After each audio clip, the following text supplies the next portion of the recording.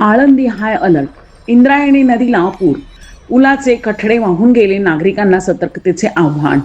मुसळधार पावसामुळे इंद्रायणी नदीच्या पाणी पातळीत मोठी वाढ झाली असून नदीवरील पुलाचे कठडे वाहून गेले आहेत.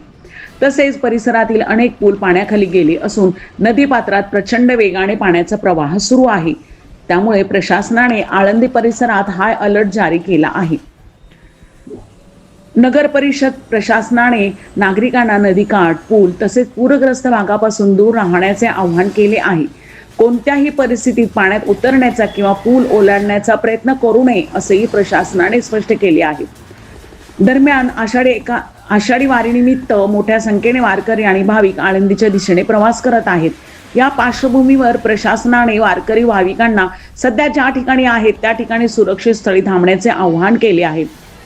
परिस्थिती सामान्य होईपर्यंत प्रशासनाच्या सूचनांचे पालन करावे असेही सांगण्यात आले आहे.